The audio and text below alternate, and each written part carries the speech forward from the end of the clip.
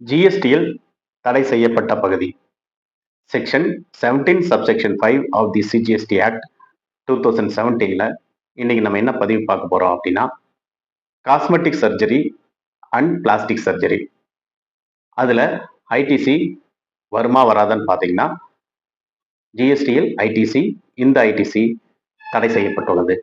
அதாவது cosmetic surgery அப்படின்னு பார்த்தீங்கன்னா ஒரு முகத்தை இனி நல்லா சர்ஜரி பண்ணி அழகா வச்சுக்கலாம், பாடியை சர்ஜரி பண்ணி அழகா வச்சுக்கலாம், ஸ்கின்னை சர்ஜரி பண்ணி அழகா வச்சுக்கலாம்.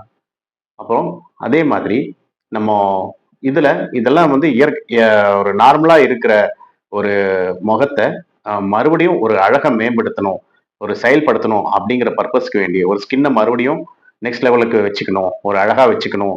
இது எல்லாமே பார்த்தீங்கன்னா மொத்தமா அழகு பர்பஸ்க்காக செய்யக்கூடிய சர்ஜரி செலவாகும்.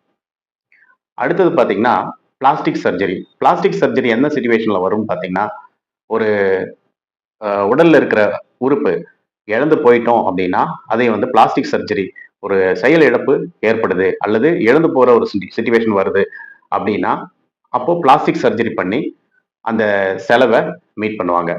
இப்போ ஒரு கம்பெனி வந்து இந்த ரெண்டு செலவையும் ஒரு எம்ப்ளாயிக்கு ப்ரொவைட் பண்ணாங்கன்னா அந்த ஐடிசி பிளாக் செய்யப்பட்டிருக்கு, அதாவது தடை செய்யப்பட்டிருக்குதுன்னு அர்த்தம்.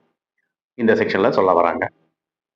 அப்போ எந்த கம்பெனி எல்லாம் எந்தெந்த சிச்சுவேஷன்ல இந்த ஐடிசியை நம்ம கிளைம் பண்ண முடியும் அப்படின்னு பார்த்தீங்கன்னா சேம் ரிலேட்டடான பிஸ்னஸ் பண்றவங்க இந்த ஐடிசியை எடுத்துக்கலாம். அடுத்தது பார்த்தீங்கன்னா பிளாஸ்டிக் சர்ஜரி.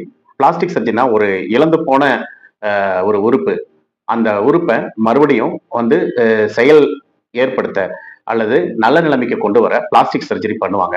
அந்த ஃபேக்டரி ஆக்ட்ல இந்த ப்ரொவிஷன் அப்ளை ஆயிருந்ததுன்னா அந்த ஆக்ட் பேஸ் பண்ணி இது எடுத்துக்க வேண்டிய சிச்சுவேஷன் வந்ததுன்னா அந்த ஐடிசி ஜிஎஸ்டி ஐடிசி நம்ம எடுத்துக்கலாம்.